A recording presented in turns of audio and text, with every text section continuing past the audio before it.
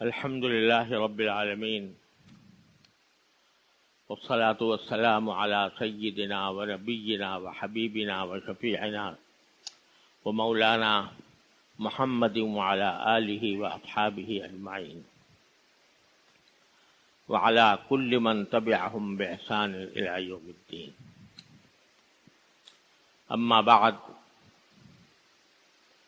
میرے عزیز بھائیوں دوستو، السلام علیکم ورحمۃ اللہ وبرکاتہ۔ ایک حدیث میں رسول کریم سرور عالم صلی اللہ علیہ وسلم کا یہ ارشاد ہے کہ لا یؤمن احدکم حتی اکون احب الیہ من نفسہ ووالدہ وولدہ والناس اجمعین، او کما قال صلی اللہ علیہ وسلم، کہ تم میں سے کوئی شخص اس حد تک مومن نہیں ہو سکتا، یعنی صحیح معنی میں مومن نہیں ہو سکتا، جب تک میں یعنی خود سرکار دو عالم صلی اللہ علیہ وسلم اس کو خود اپنی جان سے، اپنے مال سے، اپنے اولاد سے، اپنے والد سے یا والدین سے، ان سب سے زیادہ محبوب میں نہ ہو جاؤں،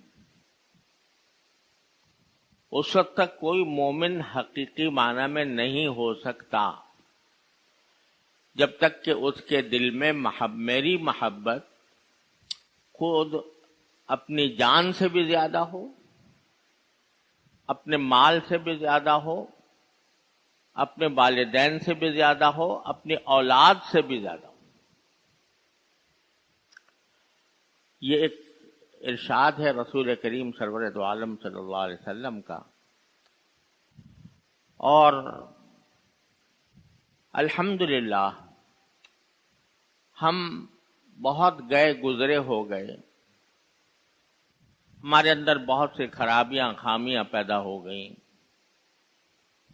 لیکن جو شخص کلمہ لا الہ الا اللہ محمد الرسول اللہ پڑھتا ہے، اس کے دل میں نبی کریم صلی اللہ علیہ وسلم کی عظمت اور محبت جاگزین ہوتی ہے، چاہے وہ عملی زندگی میں کتنا ہی دین سے دور ہو، لیکن جب سرکار دو عالم صلی اللہ علیہ وسلم کا ذکر آتا ہے یا آپ کی محبت کا معاملہ آتا ہے تو اس میں کوئی مسلمان پیچھے نہیں رہتا، آپ کی عظمت اور محبت پر جان دینے کے لیے بھی تیار ہو جاتا ہے۔ اور ایسے واقعات بے شمار آپ نے سنے ہیں کہ کس طرح لوگوں نے سرکار دو عالم صلی اللہ علیہ وسلم کی محبت پر، آپ کے عشق پر، آپ کی عظمت پر اپنی جانیں نچھاور کی ہیں۔ حضرات صحابہ کرام رضی اللہ تعالی عنہم کی مثالیں تو بے شمار ہیں،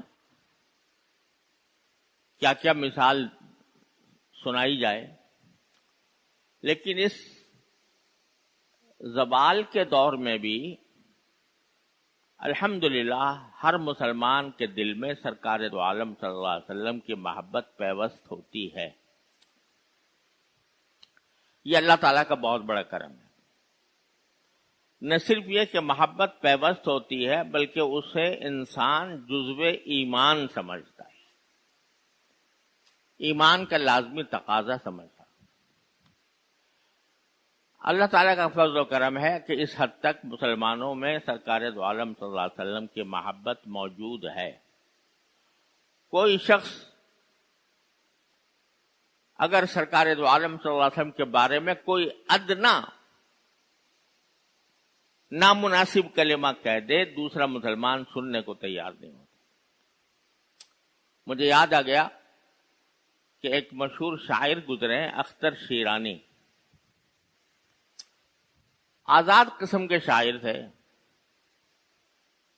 اور شاعری بھی مجازی عشق سے متعلق ہوا کرتی تھی، اور اللہ بچائے کچھ پینے پلانے کے بھی عادی تھے، اور اپنے آپ کو بہت بڑا شاعر سمجھتے تھے، اور اس کی وجہ سے دل میں بڑائی تھی اور کسی کو خاطر میں نہیں لاتے تھے۔ تو ایک مرتبہ دوستوں کی مجلس میں بیٹھے ہوئے تھے اور ہاتھ میں پیالہ تھا،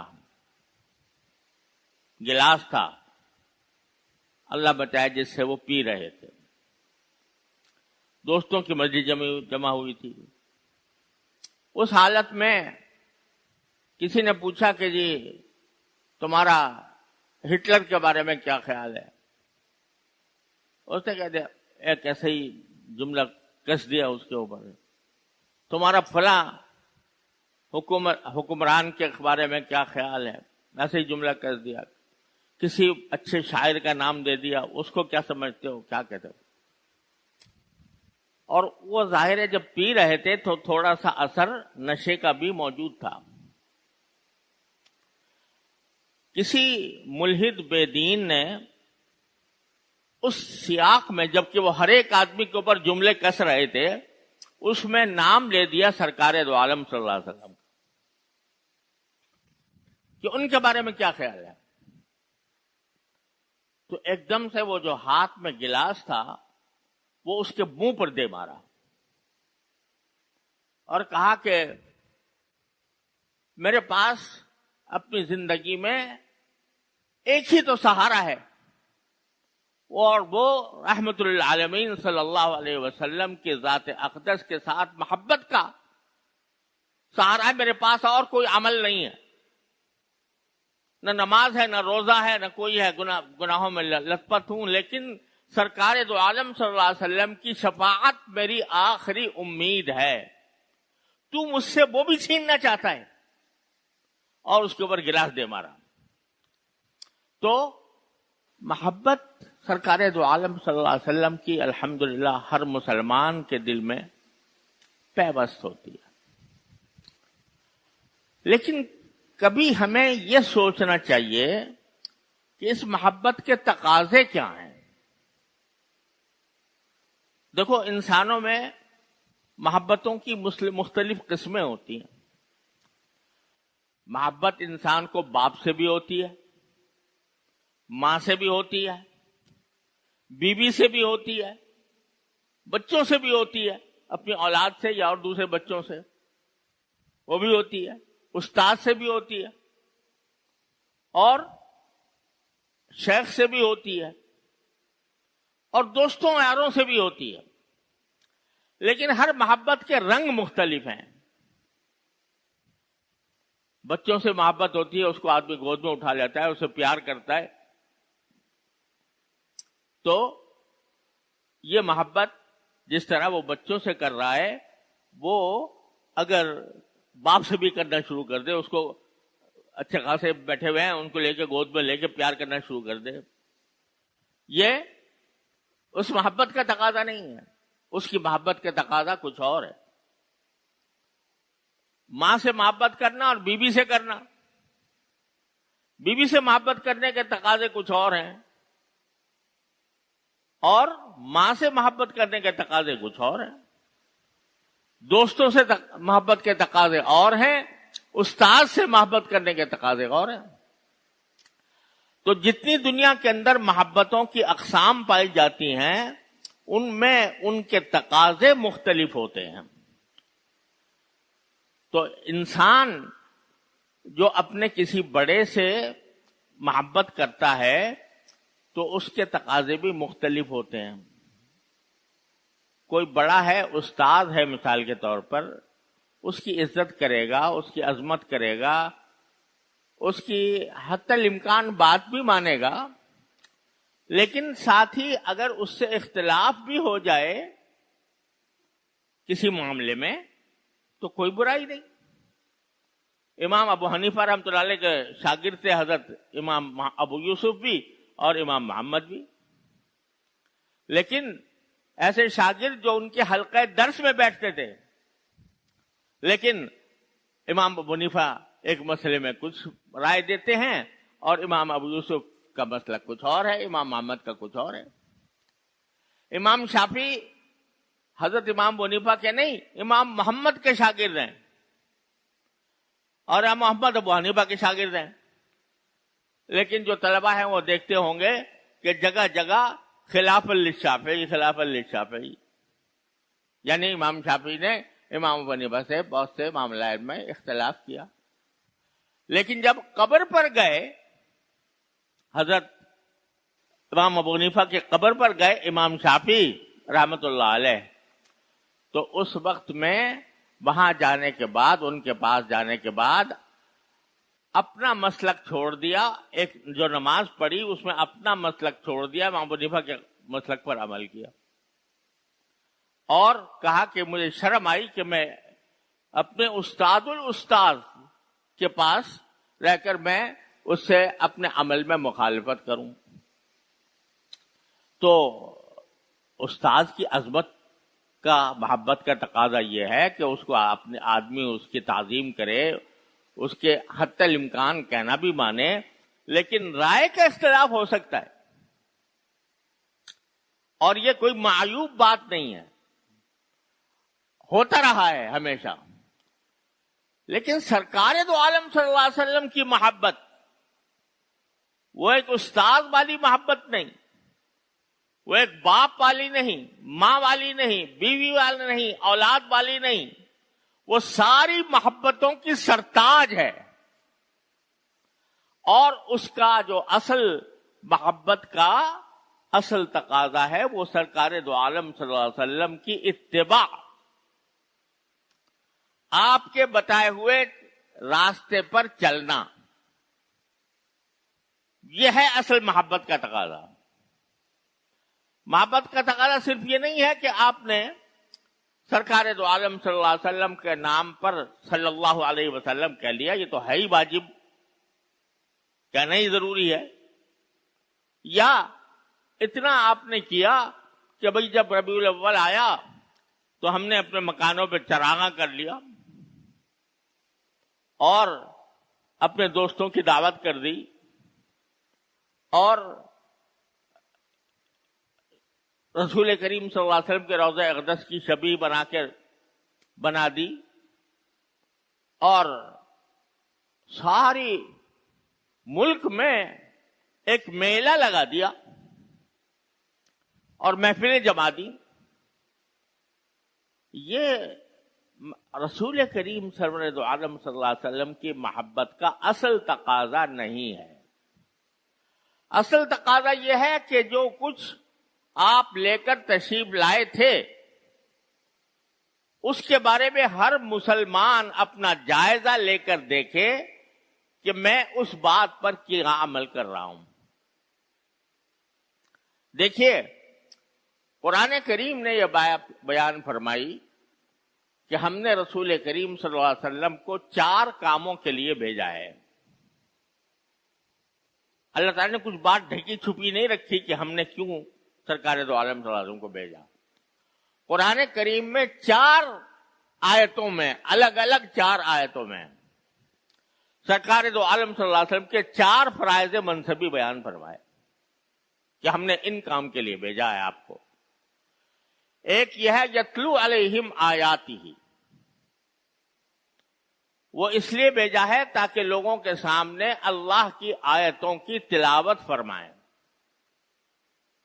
یعنی قرآن کریم کی تلاوت۔ دوسرے فرمایا کہ یعلمہم الکتاب،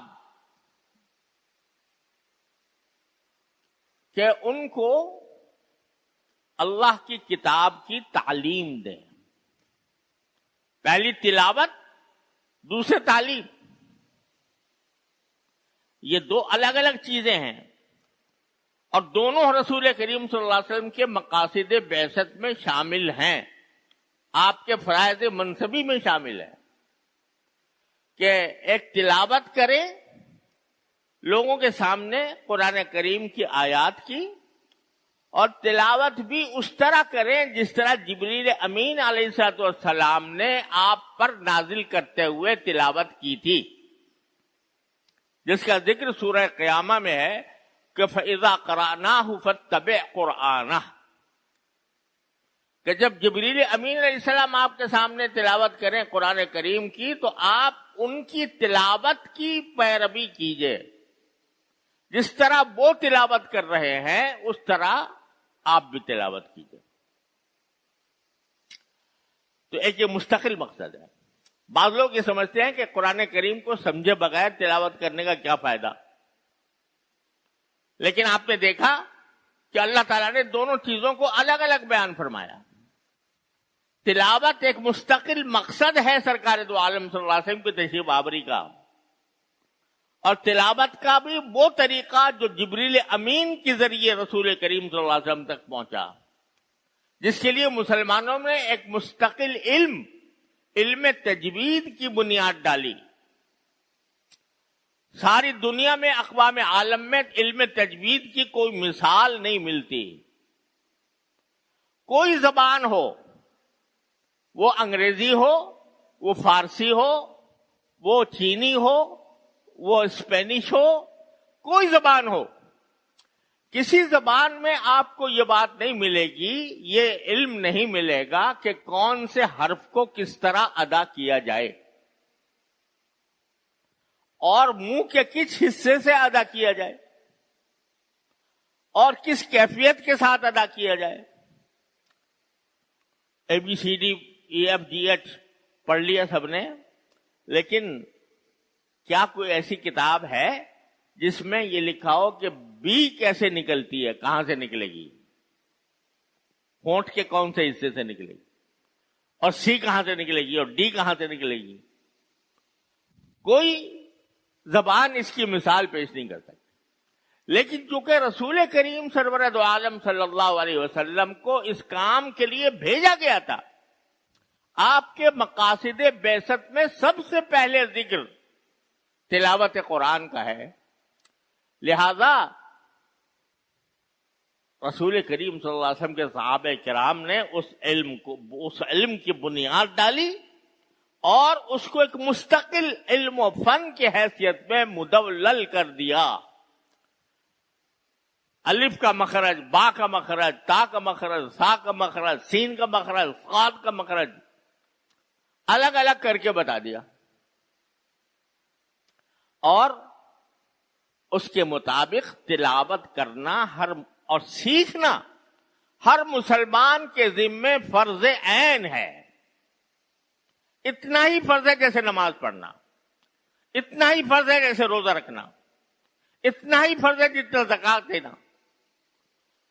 قرآن کو صحیح طریقے سے پڑھنا، اس لیے امت کا سلسلہ شروع سے یہ چلا آیا ہے کہ جب تک بچہ قرآن کریم پڑھنا نہ سیکھ لے اس کو کسی اور کام میں نہیں لگاتے تھے۔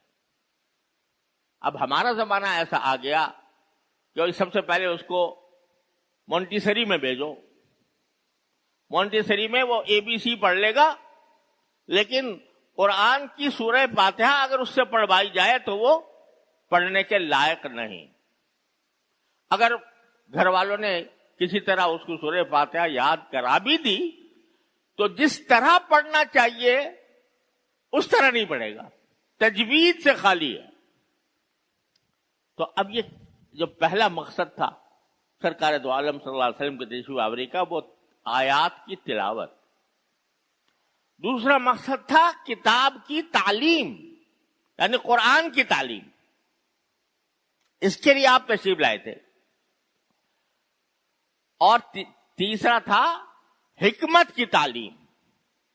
حکمت سے مراد یہ کہ دانائی کی باتیں، کون سی بات سچ حق ہے، کون سی باطل ہے، کون سی کرنے کی ہے، کون سی نہ کرنے کی ہے، اور کون سا کام عقلی اعتبار سے درست ہے، کون سا میں انسان کی عقل ٹھوکر کھاتی ہے۔ یہ ساری باتیں آپ نے احادیث طیبہ کے ذریعے لوگوں کے سامنے بیان فرمائی، خود اپنے عمل سے بھی ظاہر فرمائی۔ اور آخری کام یزکیہم، کہ ان کو پاک صاف بنائے۔ پاک صاف بنانے کی کیا معنی کہ ان کے اخلاق درست کرے۔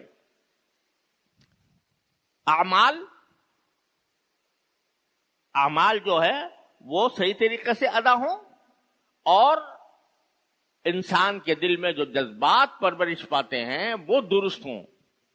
آدمی میں تکبر نہ ہو، حسد نہ ہو، بغض نہ ہو، لڑائی جھگڑے کا جذبہ نہ ہو، غصے کا ناجائز استعمال نہ ہو. اور اللہ تبارک و تعالیٰ نے ایک انسان کو جو صبر کی تاکہ جگہ جگہ فرمائی ہے قرآن کریم میں، اس صبر کی آپ ٹریننگ دیں لوگوں کو کہ کس طرح صبر ہوا کرتا ہے.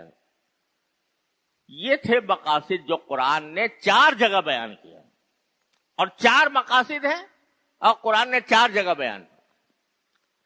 اب نبی کریم صلی اللہ علیہ وسلم کی محبت کیا اس حد تک محدود ہے کہ جب آپ کا اس میں گرامی آئے تو انگوٹھے چوم لیں؟ اور کیا اس حد تک محدود ہے کہ جب آپ کا یوم پیدائش آئے تو چراغاں کر لیں؟ جب آپ کا یوم پیدائش آئے تو ایک جلوس نکال دیں، اس میں نعرے لگا لیں، نعرہ رسالت یا رسول اللہ. اس کا کہیں ذکر دیکھا آپ نے ان 4 چیزوں میں؟ تو اب آپ اگر اعوذ باللہ عملاً یہ کہیں کہ یا رسول اللہ ہمیں آپ سے محبت ہے، اور اتنی محبت ہے کہ ہم آپ کے نام مبارک کے ساتھ کوئی گستاخی کسی طرح کی کسی بھی کوئی بھی شخص کرے گوارا نہیں کر سکتے. یا رسول اللہ ہمیں آپ سے محبت ہے، بہت محبت ہے، باپ سے زیادہ، ماں سے زیادہ، اولاد سے زیادہ، اپنی جان سے زیادہ. لیکن آپ کے کسی کہنے پہ عمل نہیں کریں گے، آپ کے کسی کہنے پر عمل نہیں کریں گے، نہ آپ کی سنت کو پڑھیں گے، نہ آپ کی سیرت پڑھیں گے، نہ آپ کا لایا ہوا قرآن پڑھیں گے، نہ آپ نے جس طرح صحابہ کرام کی تربیت کی اس کو سمجھنے کی کوشش کریں گے. ہاں جب ربیع الاول کا مہینہ آئے گا چراغاں کر لیں گے، جلوس نکال لیں گے، اور آپ کے شان میں نعتیہ قصیدے پڑھ لیں گے، اور آپ کی تعریف کریں گے، جلسے منعقد کریں گے، اس میں آپ کی ولادت کا واقعہ بیان کریں گے، آپ کی سیرت بیان کریں گے، عمل ایک پر بھی نہیں کریں گے. تو بتاؤ یہ کوئی محبت ہوئی؟ کوئی محبت ہوئی ہے؟ میں نے عرض کیا تھا ہر قسم کے لوگوں کے ساتھ محبت کے تقاضا مختلف ہوتا ہے.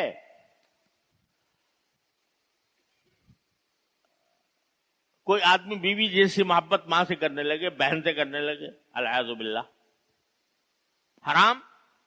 لیکن سرکار دو عالم صلی اللہ علیہ وسلم کی محبت صرف زبان کی حد تک محدود رہ گئی کہ بس آپ سے ہم محبت کرتے ہیں. لیکن آپ جو قرآن لے کر آئے تھے، جو سب سے بڑا معجزہ ہے اس کائنات کا، اس معجزے کو کبھی اٹھا کر بھی نہیں دیکھتے،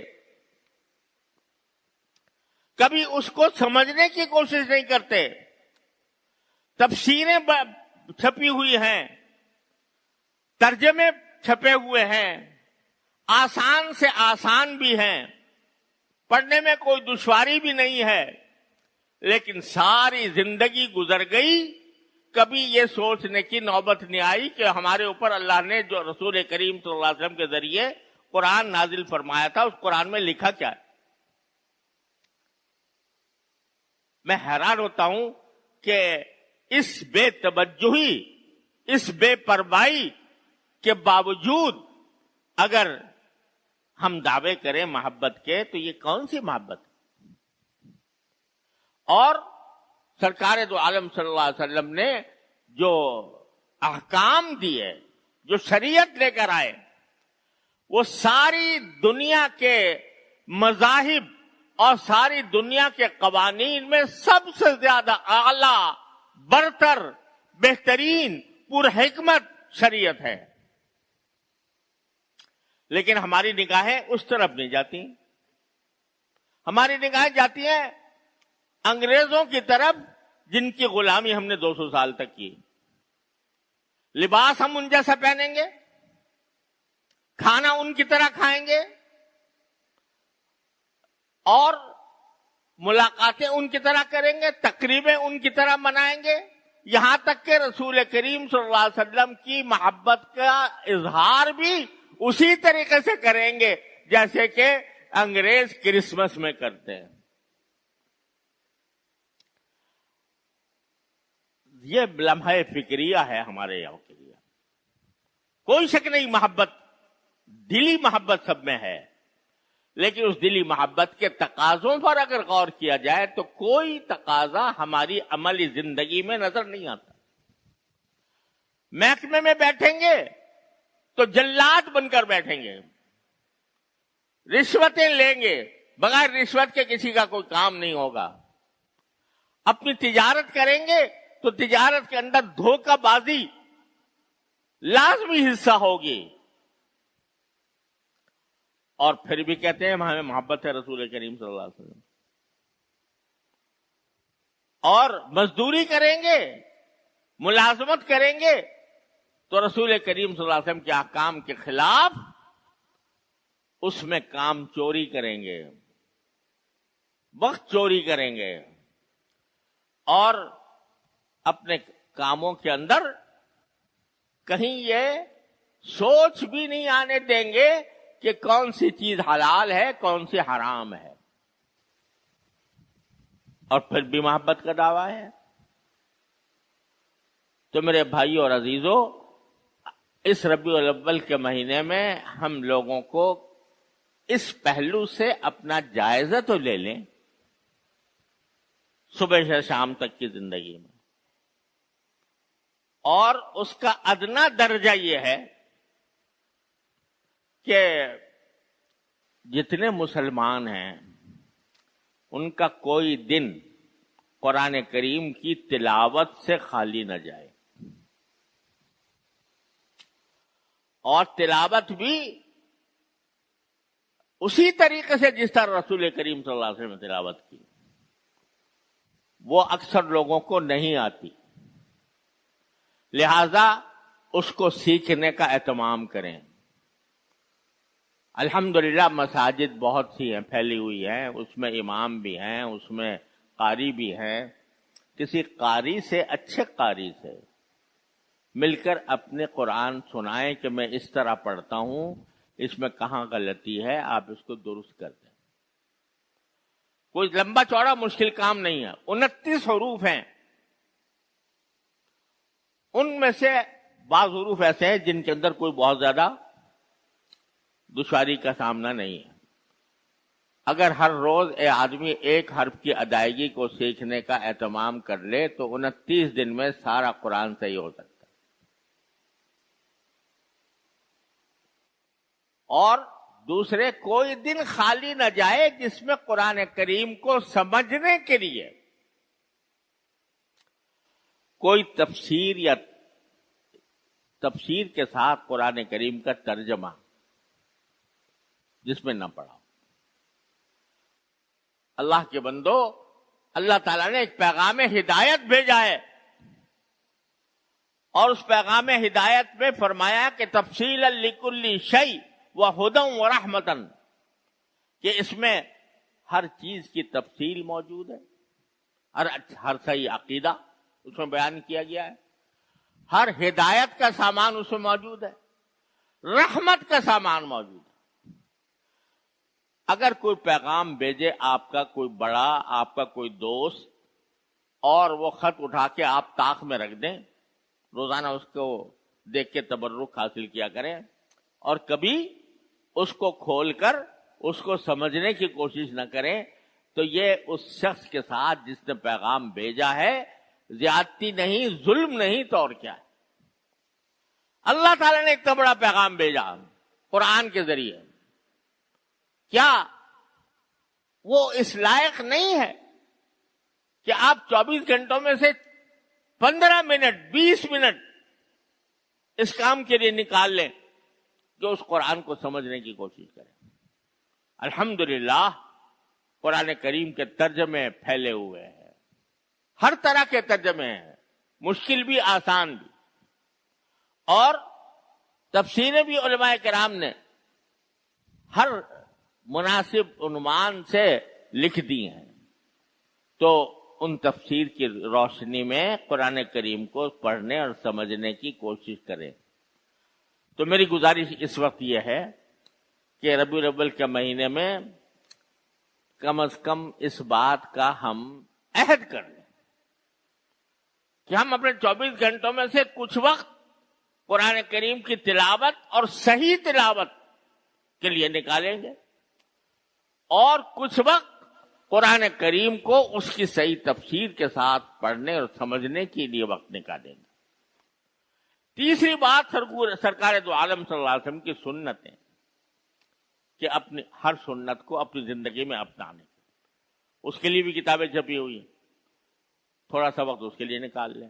سب ملا کر اگر آدھا گھنٹہ بھی نہیں نکال سکتے ہم اپنے رسول کریم سرور دو عالم صلی اللہ علیہ وسلم کے لیے، تو پھر ہمارا محبت کا دعویٰ جھوٹا ہے۔ اللہ تعالیٰ اپنی رحمت سے ہمیں اس کے عذاب سے محفوظ رکھے۔ بس یہ گزارش ہے، اللہ تعالیٰ ہم سب کو اس پر عمل کی توفیق عطا فرمائے۔ وآخر دعوانا الحمدللہ رب العالمین۔ اللہم انت السلام منک السلام علیک السلام، حینا ربنا بالسلام وادخلنا دارک دار السلام، تبارکت ربنا وتعالیت یا ذا الجلال والاکرام۔ ربنا ظلمنا انفسنا وان لم تغفر لنا وترحمنا لنكونن من الخاسرين، ربنا آتنا في الدنيا حسنة وفي الآخرة حسنة وقنا عذاب النار۔ یا اللہ، یا رحمان، یا رحیم، یا کریم، اپنے فضل و کرم سے ہمارے تمام چھوٹے بڑے اگلے پچھلے گناہوں کو معاف فرما۔ یا اللہ، ہماری مکمل مغفرت فرما۔ یا اللہ، ہم آپ کے سامنے اعتراف کرتے ہیں کہ ہم پر ہماری اعمال کی شامت مسلط ہے۔ یا اللہ، اس شامت اعمال کو اپنے فضل و کرم سے دور فرما دے۔ یا اللہ، یا رحمان، یا رحیم، پورا ملک اے اللہ طرح طرح کے مسائل سے، مشکلات سے بلبلا رہا ہے۔ یا اللہ، مہنگائی اپنے شباب پر ہے، بد امنی پھیلی ہوئی ہے۔ یا اللہ، ہم برے سے برے حالات کی طرف جا رہے ہیں۔ یا اللہ، آپ کے قبضۂ قدرت میں سب کچھ ہے، اپنے فضل و کرم سے، اپنے رحمت سے ہمارے حالات کی اصلاح فرما دیجیے۔ یا اللہ، ہمارے اعمال و اخلاق کی اصلاح فرما دیجیے۔ یا رے، ہمارے ملک سے رشوت ستانی دور فرما دیجیے، مہنگائی دور فرما دیجیے۔ یا اللہ، اپنے فضل و کرم سے ہمیں اچھے حکومت عطا فرمائیے، حکومت صالحہ عطا فرمائیے، حکومت عادلہ عطا فرمائیے۔ یا اللہ، نافرمان حکومت سے، ہماری حکومتوں سے اللہ ہمیں نجات عطا فرمائیے۔ یا اللہ، ایسے لوگوں سے جو یا اللہ دین کے مخالف ہوں، یا اللہ ایسے لوگوں سے جو ملک کی فکر نہ رکھتے ہوں، اے اللہ ان سے ہمیں نجات عطا فرمائیے۔ یا اللہ، فکر مند اور پر حکمت لوگ عطا فرمائیے، حکمت اور دانشمندی ان کو عطا فرما دیجیے۔ یا اللہ، اچھے لوگوں کو ہمارا حاکم بنائیے، اور جو ایسے ہیں اے اللہ ان کی اصلاح فرما دیجیے، ان کی اصلاح فرما دیجیے۔ یا اللہ، ہم سب کی اصلاح فرما دیجیے، ہم سب کو اپنے اپنے فرائض اپنی رضائے کامل کے مطابق ادا کرنے کی توفیق عطا فرمائیے۔ یا اللہ، ہمارے بیماروں کو شفائے کامل عطا فرما۔ یا اللہ، ہمارے تندرستوں کو عافیت عطا فرما۔ یا اللہ، ہمارے بے روزگاروں کو جائز حلال باسع روزگار عطا فرما۔ یا اللہ، اپنی رحمت سے، اپنے فضل و کرم سے ہمیں غریبوں کی مدد کرنے کی توفیق عطا فرما۔ یا اللہ، ہر طرح کے شر سے، فتنے سے ہماری گناہوں ہمیں ہماری حفاظت فرمائیے۔ یا اللہم انا نعوذ بک من الفتن ما ظہر منہا وما بطن۔ یا اللہ، ہر طرح کے ظاہری اور باطنی فتنوں سے ہماری حفاظت فرمائیے۔ یا اللہ، تمام حاضرین کو ان کے تمام جائز مقاصد میں کامیابی عطا فرمائیے۔ جن جن لوگوں نے ہم سے دعا کی فرمائش کی ہے اللہ، ان سب کی دلی مرادوں کو اپنے فضل و کرم سے پورا فرما دیجیے۔ اللہم لا تدع لنا ذنبا الا غفرتہ، ولا ہما الا فرجتہ، ولا دینا الا قضیتہ، ولا حاجة من حوائج الدنیا والآخرہ الا قضیتہا ویسرتہا یا ارحم الراحمین۔ وصلی اللہ تعالی علی خیر خلقہ سیدنا مولانا محمد وعلی آلہ واصحابہ اجمعین، آمین برحمتک یا ارحم الراحمین۔